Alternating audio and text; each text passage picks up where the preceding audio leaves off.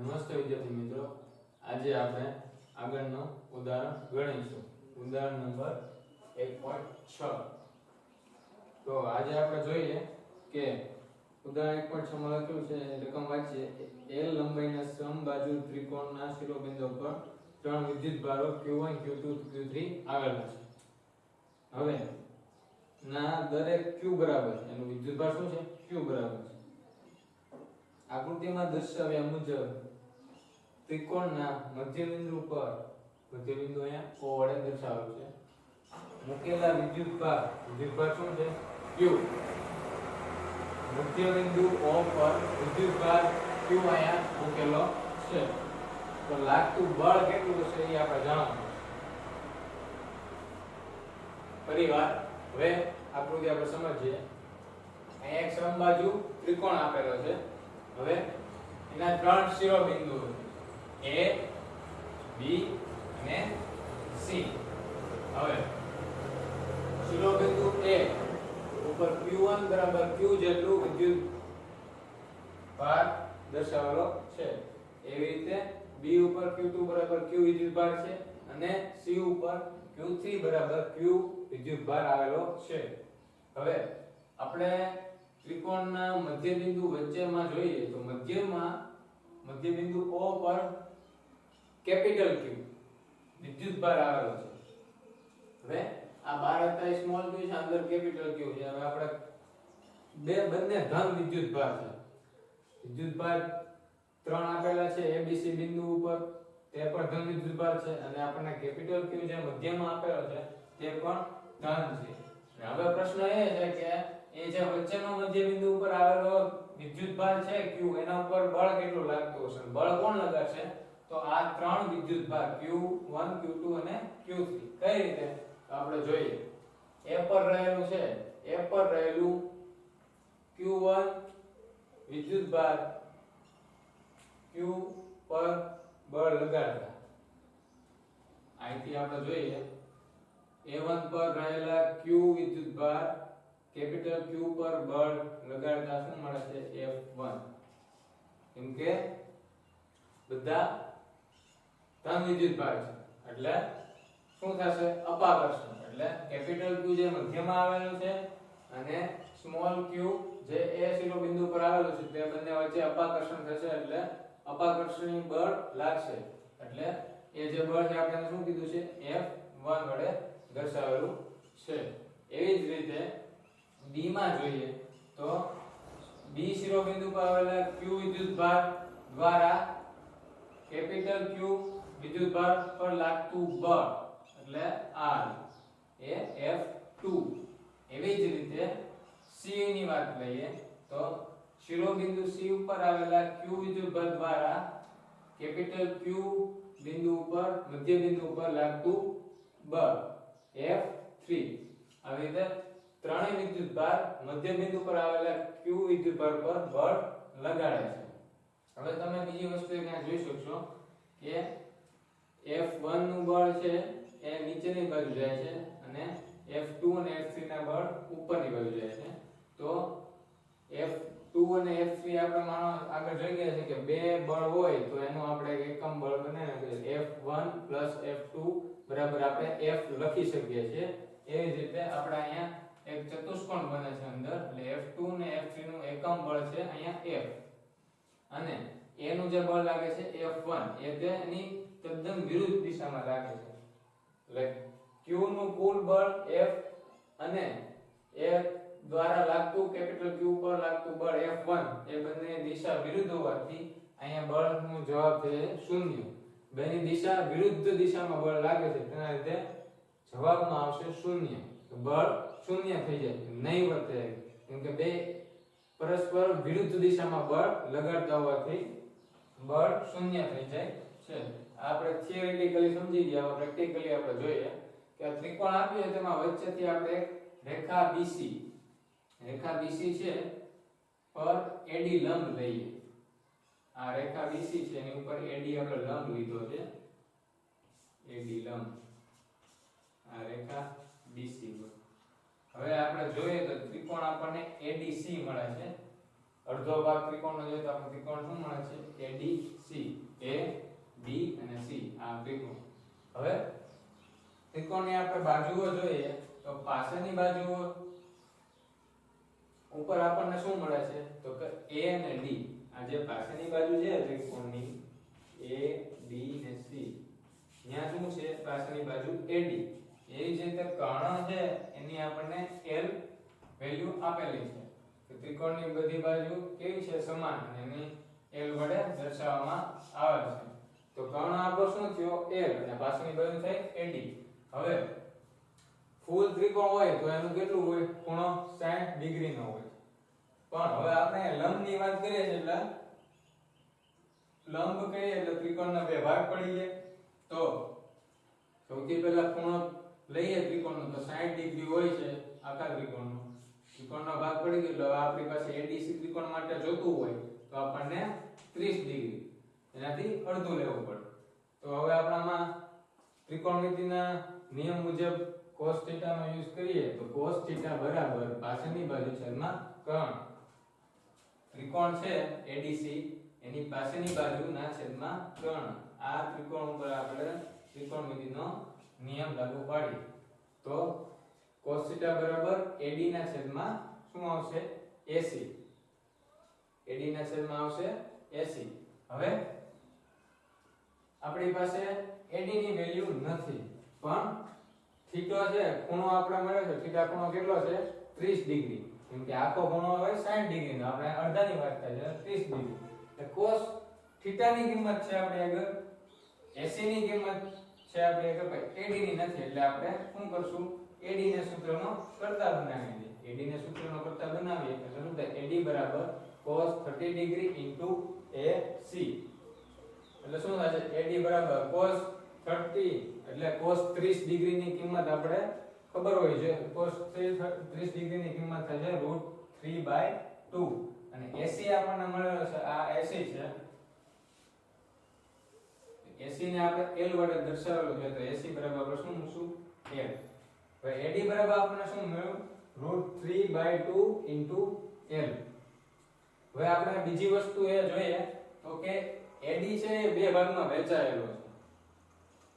બિંદુ શિરોબિંદુ A થી મધ્યબિંદુ O અને મધ્યબિંદુ O થી D. આપણે જે લંબ લીધો છે AD નો એ બે ભાગમાં વહેંચાયેલો છે A થી O અને O થી D. તો વિભાજકના નિયમ પ્રમાણે આપણે A થી O નું આયા જે વેલ્યુ થતી હોય છે એ શું થાય 2/3. એવી રીતે O થી D ની થાય છે 1/3. તો AO બરાબર આપણે 2/3 લખી શકીએ. એટલે આપણે AO બરાબર 2/3 લખ્યું છે. હવે AD ને આપણે બે ભાગમાં વહેંચ્યો છે તો AD ને આપણે એના એક ભાગ સાથે સરખાવીએ તો આપણે લખશું AO બરાબર 2/3 AD. 2 ના છેદમાં 3 ના ગુણાકારમાં AD. હવે AD ની વેલ્યુ આપણી પાસે છે તો કે આ AD બરાબર √3/2 L. તો AO બરાબર 2/3 √3/2 L આપણને મળે. હવે તમે જોઈ શકો છો કે 2 કેન્સલ તો વધે છે શું √3 ના છેદમાં 3 L. હવે નીચે 3 છે ઉપર √3 છે. 3 ને બે વાર √3 માં પણ લખી શકાય છે. √3 કરીએ તો પણ 3 થાય. તો હવે શું વધ્યું √3 કરીએ તો નીચે 3 ની જગ્યાએ આપણે √3 લખશું એટલે ઉપરનો એક √3 અને નીચેનો એક √3 કેન્સલ થઈ જશે તો આપણી પાસે વધશે ખાલી √3. એટલે શું વધશે AO બરાબર 1/√3. આ બે થઈ ગયા કેન્સલ. 3 ની જગ્યાએ નીચે છેદમાં 3 છે એની જગ્યાએ આપણે √3 લખી શકીએ. એટલે ઉપરનો √3 અને નીચેનો √3 કેન્સલ. તો વચ્ચે હવે AO 1/√3 L. AO શું છે કે AO બરાબર ત્રિકોણની બાજુઓ સમાન હોવાથી. હવે પહેલી વાત છે આપણે આગળ જ વાત થઈ છે આ સમબાજુ ત્રિકોણ છે એટલે ત્રિકોણની બધી બાજુ સરખી છે. તો એક ત્રિકોણની બાજુની આપણને કિંમત મળી જાય તો તે બીજા ત્રિકોણની બાજુ બરાબર જ હોય એમ કહી શકાય. તો ત્રિકોણની બાજુઓ સમાન હોવાથી AO બરાબર આપણને મળી ગયું એક બાજુ 1/√3 L. તો AO બરાબર BO BO બરાબર CO થાય. બધા માટે AO ની કિંમત કેવી હશે? AO ની જે કિંમત છે એ જ BO માટે વપરાશે ને BO માટે એ CO માટે. તો હવે કુલમના નિયમ મુજબ આપણે આગળ વધીએ. તો A પરના વિદ્યુતભાર Q વડે કેપિટલ Q પર લાગતું બળ આપણે શરૂઆતમાં વાત કરી હતી ને ફિગર સમજાવી હતી. તો આ A પર છે ના વિદ્યુતભાર Q છે કેપિટલ સ્મોલ q વડે કેપિટલ Q પર લાગતું વિદ્યુત બળ. આ એ જ વસ્તુ અહીં કીધી છે આપણે એને F1 કીધું હતું. એવી રીતે B પરના B શિરોબિંદુ પરના સ્મોલ q વડે કેપિટલ Q પર લાગતું વિદ્યુત બળ તેને આપણે F2 કીધું હતું. એવી રીતે C માં જઈએ તો F3 મળે. તો એ જ વસ્તુ અહીં કીધી છે. એટલે આ કુલમના નિયમ પ્રમાણે F1 1/4πε0 ઇન્ટુ જ્યારે અહીંયા કેપિટલ Q અને સ્મોલ q ની વાત કરવામાં આવી છે એટલે આપણે capital Q into small q લખીશું. હવે અહીંયા r આપણને અંતર આવે r² નીચે પણ આ બધું મળ્યું છે આપણે AO અંતરમાં મળે તો આપણે પહેલા AO મૂકશું ત્યાં AO નો સ્ક્વેર આની ઉપરથી આપણને મળી જશે AO નો સ્ક્વેર. હવે AO ની વેલ્યુ આપણી પાસે છે તો લખીએ F1 1/4πε0 q into q upon AO ની વેલ્યુ મૂકો 1/√3 L નો સ્ક્વેર.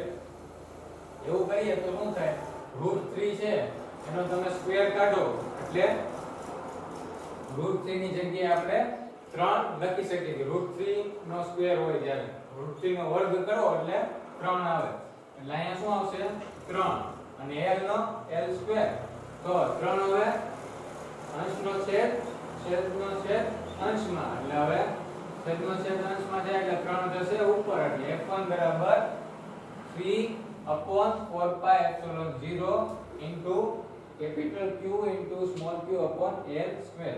આ AO દિશા માટે મળ્યું છે. એવી રીતે આપણે વાત શું કરી હતી કે AO ની વેલ્યુ છે BO અને CO માટે લાગુ પડે. તો હવે એની માટે પણ વેલ્યુ કેટલી થશે? માનો કે BO માટે જોવું હોય F2 માટે આપણે A માટે જોયું અને એનું બળ આપણને F1 મળ્યું તો એનું આપણે સમીકરણ મૂક્યું. એવી રીતે B માટે જોઈએ તો આપણને એનું બળ મળે છે F2 અને એનું સમીકરણ મૂકીએ તો એ આ જ આવે કુલમનું. પણ AO ની જગ્યાએ અહીંયા આવશે BO અને BO કે AO ની વેલ્યુ આપણને સરખી છે 1/√3 L નો સ્ક્વેર. તો એ પણ આપણે એ જ મૂકીશું એટલે જવાબ કેવો થશે F1 બરાબર F2 કહી શકીએ કે F1 ની જે વેલ્યુ મળશે એ જ આપણને F2 ની મળશે BO દિશા માટે. એવી રીતે F3 માટે પણ સમાન મળશે CD દિશા માટે. તો ત્રણેય માટે સરખું મળે છે તો શું છે F1 F2 F3 0. કેમ કે થિયરેટિકલી મેં તમને પહેલા સમજાવી દીધું કે F2 અને F3 નું એકમ બળ છે એ Q વિદ્યુતભાર ના A પરથી લાગતા F1 ના બળની વિરુદ્ધ દિશામાં છે. F2 ને F3 વડે આપણને F બળ મળ્યું છે બેનો સરવાળો કરતા અને નીચે જોઈએ તો A વડે Q પર લાગતું બળ એ F1 તરીકે દર્શાવે. બંનેની દિશા વિરુદ્ધ છે. વિરુદ્ધ દિશામાં હોવાથી બળ નાબૂદ થાય છે. એટલે આપણે કહી શકીએ F2 અને F3 પરિણામી બળ કુલ વિદ્યુતભાર Q પર લાગતા બળની વિરુદ્ધ દિશામાં હોય છે. તેના કારણે આપણને જવાબ મળે છે 0 કે બળ બંને પરસ્પર વિરુદ્ધ દિશામાં હોવાથી નાબૂદ થઈ જાય છે. આગળ જોઈએ તો આપણે ઉદાહરણ નંબર 1.7 આવે છે. 1.7 ની આપણે રકમ જોઈએ. આકૃતિમાં દર્શાવ્યા મુજબ Q અને Q માઈનસ Q બે ધન વિદ્યુતભાર Q અને એક ઋણ વિદ્યુતભાર Q વિદ્યુતભારોને સમબાજુ ત્રિકોણના શિરોબિંદુ પર મૂકવામાં આવે છે. દરેક વિદ્યુતભાર પર કેટલું બળ લાગશે વિદ્યુતભાર પર એ જોવાનું છે. હવે અત્યાર સુધી આપણે જે દાખલા કે જે થિયરી આવે એમાં શું હતું કે ધન વિદ્યુતભાર જ આપણને મળતા હતા હંમેશા. Q હોય તો બધા ધન વિદ્યુતભાર હતા પણ આ વખતે એક માઈનસ Q એટલે એક ઋણ વિદ્યુતભાર. તો જોઈએ ત્રિકોણમાં દર્શાવ્યું છે જ્યાં Q1 બરાબર Q એવી રીતે Q2 બરાબર Q અને Q3 બરાબર માઈનસ Q. હવે આપણે નિયમ પ્રમાણે જોઈએ તો Q1 પર આપણે શું કહેશું F12 Q1 પર Q2 વડે લાગતું બળ એટલે F12 એવી રીતના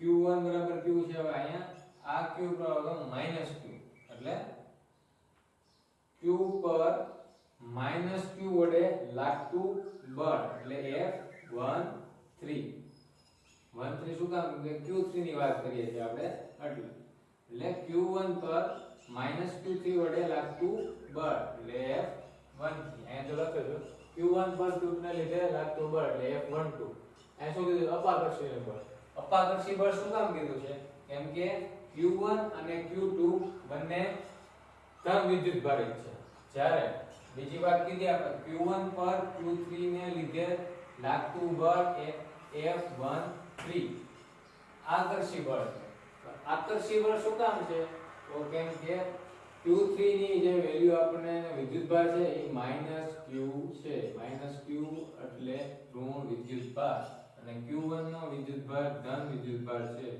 ધન અને ઋણ વચ્ચે હંમેશા આકર્ષણ થાય છે એટલે આપણે કહેશું આકર્ષી બળ F13 છે એ આકર્ષી બળ છે પણ F12 છે અપાકર્ષી બળ છે હવે આપણે કહી શકીએ F1 બરાબર F2 બરાબર F એટલે બે બળ હોય તો આપણે અહીં એક સમાન ધારી શકીએ અને આપણે F આપી શકીએ એટલે F12 અને F13 એ બંનેને ચોરકો ચતુષ્કોણ દોર્યો છે આપણે અને F1 કીધું છે બંને બળને અહીંયા F1 છે એવી રીતે Q1 નો પૂરું થઈ ગયો Q2 પર આવીએ તો Q2 પર Q1 વડે લાગતું બળ એટલે F21 એવી જ રીતે Q2 પર -Q3 વડે લાગતું બળ એટલે F23 હવે F21 F23 નો સમાન આપણે કેમ અહીંયા જોયો તો એવી રીતે આનો જોઈએ તો F2 આપણને મળે છે જેમાં F1 છે એમ F2 હવે એવી જ રીતે Q3 ઉપર જઈએ તો Q3 પર 1 વડે લાગતું બળ Q1 વડે લાગતું બળ એટલે Q31 1 વડે લાગતું બળ જે આકર્ષીય બળ છે એવી જ રીતે Q3 પર Q2 વડે લાગતું બળ એટલે F32 જે પણ એક પ્રકારનું આકર્ષીય બળ છે હવે F31 F32 ને બળને સમાન દર્શાવતો F3 એટલે આપણને ત્રણ મળ્યા F1 F2 અને F3 હવે F1 ની વાત કરીએ તો આપણે કીધું તો F1 વડે Q1 પર Q2 વડે લાગતું બળ F12 મળે છે પછી Q1 પર Q3 ને લીધે લાગતું બળ F13 મળે છે એટલે એને F વડે દર્શાવવા માટે આપણે શું કરવું F બરાબર F12 + 13 એટલે એ જગ્યાએ આપણે F લખી શકીએ અને F1 સદિશ બરાબર F R1 હેટ લખેલું છે કેટ R1 હવે અહીંયા છે આ કેપ R1 એ દિશાનો એકમ સદિશ છે દિશાનો આ બળ દર્શાવે છે F12 અને F13 દિશાનો એકમ સદિશ છે એટલે આપણે અહીંયા F ની ગુણાકારમાં કેપ R1 લખેલું છે હવે અહીંયા કેપ R1 લખ્યું F1 બરાબર તો F2 બરાબર તો લખશું આપણે તો F2 બરાબર આપણે લખેલું છે F2 બરાબર F21 + F23 એટલે શું થશે F21 + F23 ની જગ્યાએ આપણે ખાલી F લખી શકીએ છીએ પણ દિશાનો એકમ સદિશ તરીકે આપણે લખશું R કેપ R2 અને હવે આપણે F3 પર પહોંચીએ F1 ને F2 સુધી તો આપણે સમજીએ સરખું છે પણ F3 માં તમે જોવો તો F3 બરાબર સદિશ F31 + F32 તો છે પણ હવે F તો લખે છે બે ની જગ્યાએ F31 ને F32 ની જગ્યાએ તમે શરૂઆતમાં જોયું છે તો રકમમાં આપણને આપેલું છે F3 બરાબર √3 * F થાય આ શેના કારણે અને હજી ઈ તો લખ્યું આપણે કેમ કે આપણને કીધેલું છે કે F3 બરાબર √3 * F થાય આપણને કઈ દીધેલું છે એટલે આપણે અહીંયા ઈ જ લખવાનું રહેશે અને આગળ આપણે સ્વાધ્યાયમાં આવશે આની સાબિતી કરવાનું પણ અહીંયા કેપમાં બધે r હતો f1 ને f2 માં અહીંયા કેપમાં છે કેપ n શું કામ તો કે ખૂણો BCA ના દ્વિભાજકનો એકમ છે ખૂણો BCA આપણે ABC કઈ ધાર્યું હતું ABC કઈ રીતે ધારેલું છે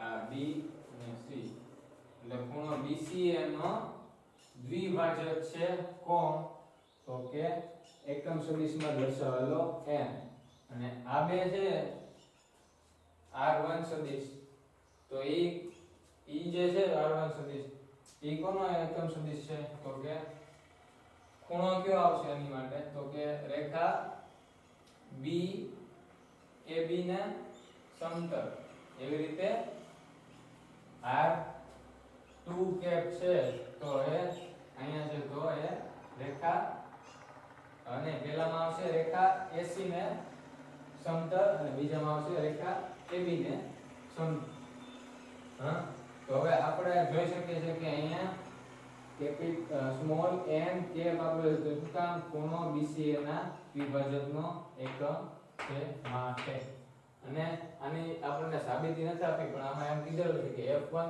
f2 f3 0 થાય આપણો સવાલ શું હતો તો ગેસ પર કેટલું બળ લાગતું હશે વિદ્યુત દરેક વિદ્યુત પર પણ કેટલું બળ લાગતું હશે તો આપણે શું કહેવાનું છે 0 હવે શું કામ તો કે f3 બરાબર આપણને શું આપેલું છે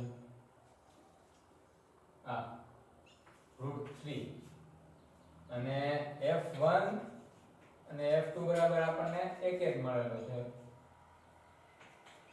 f1 અને f2 બરાબર આપણે √3 નથી ખાલી f3 માટે આપણને ચોક્કસ પ્રકારની રકમ જ આપે કે √3 બરાબર f3 થાય હવે આપણે આમાં તો નહીં આવતી હોય ને અહીંયા √3 આવે છે અહીંયા નથી આવતું તો અહીંયા f1 ને f2 ની જગ્યાએ આપણે શું લખી શકીએ તો 1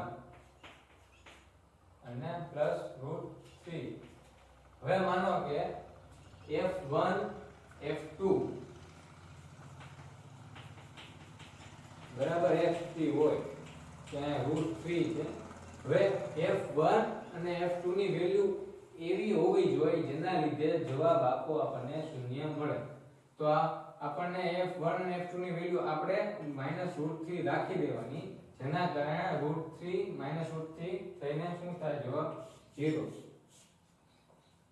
આવી રીતના કરવાનું છે માહિતી માટે છે પણ આપણે આગળ જોશું સ્વાધ્યાયમાં કે આ કઈ રીતે સાબિત થાય છે અત્યારે આપણે માની લઈએ કે f1 f2 f3 આ બધાનું વિદ્યુતીય બળ આપણને શું મળશે 0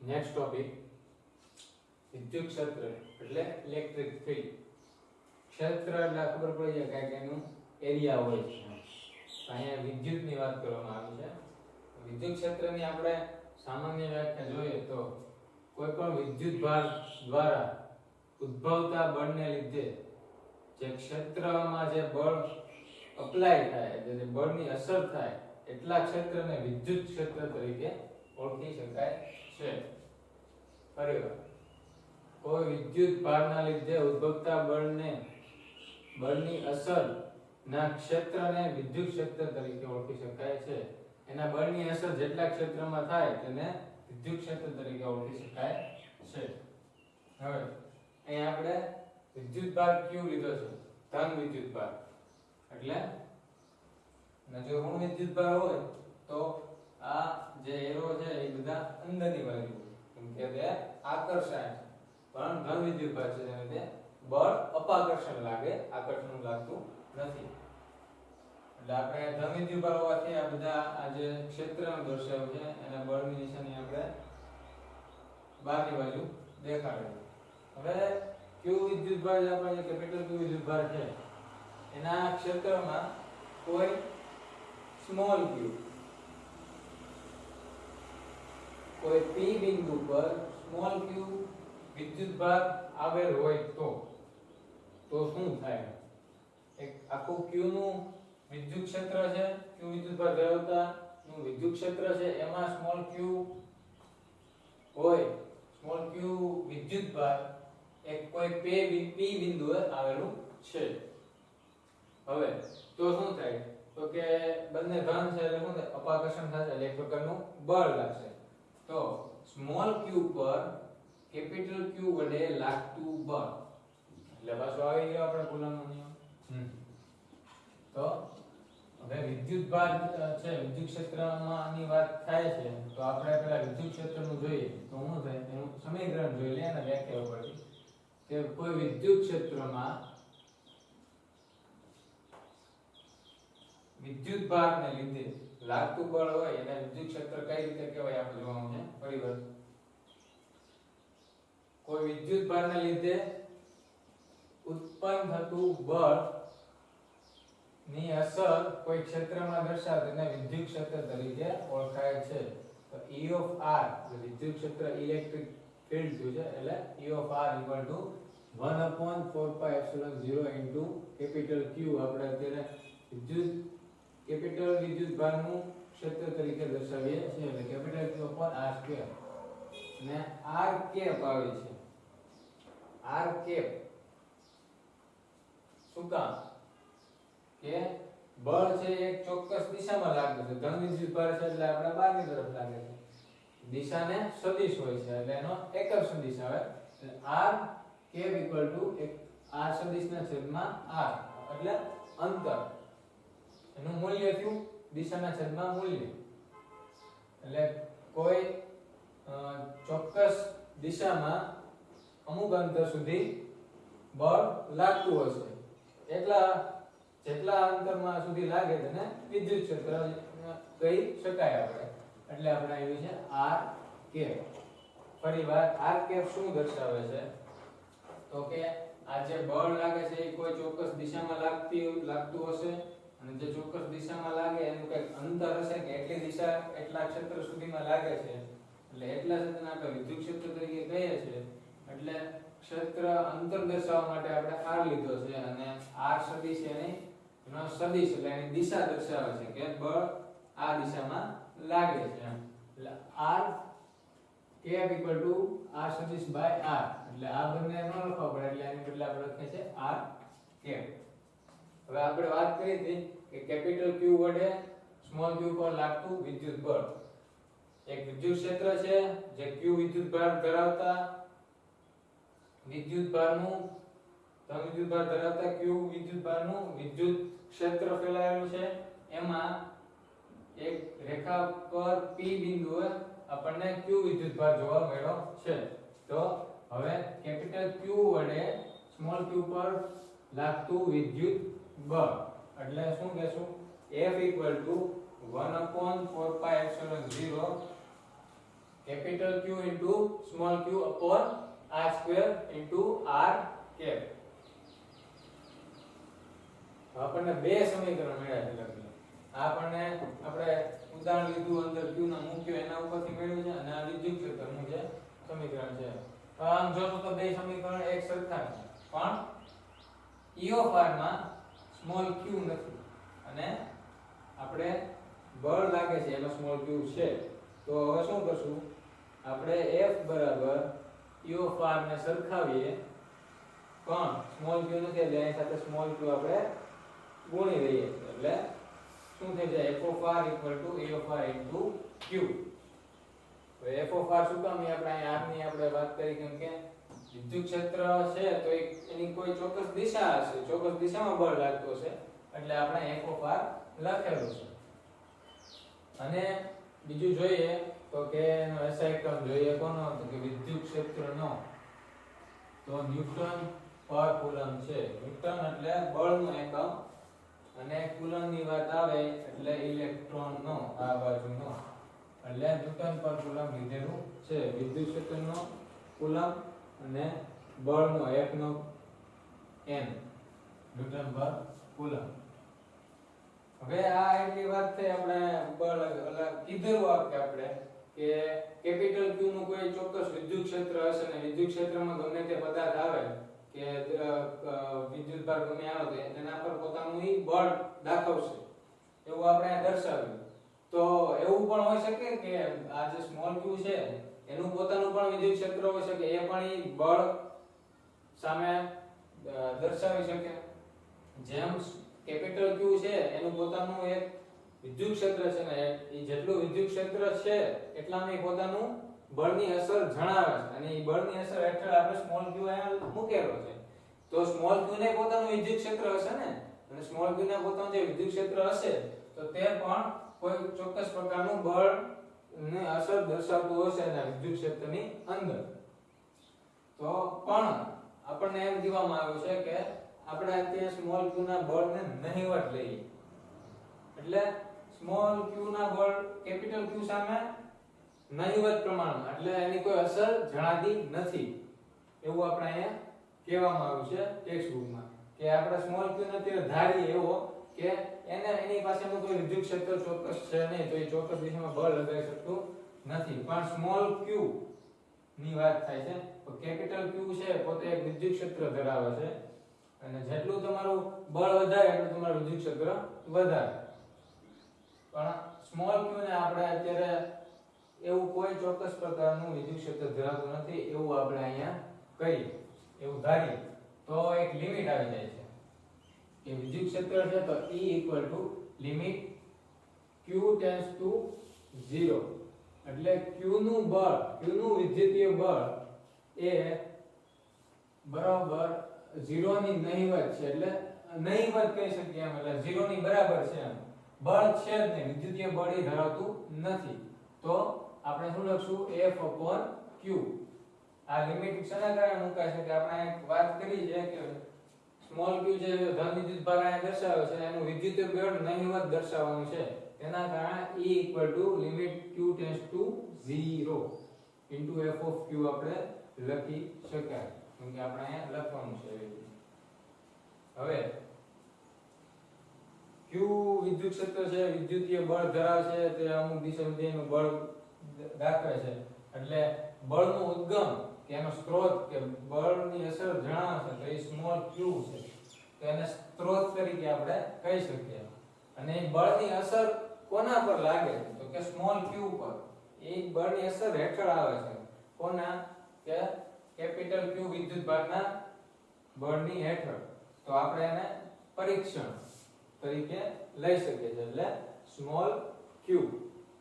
ફરીવાર અહીંયા આપણે કેપિટલ Q ધરાવતા વિદ્યુત ભારને સ્ત્રોત તરીકે ઓળખીશું અને સ્મોલ q ને વિદ્યુત ભારના પરીક્ષણ તરીકે ઓળખીશું.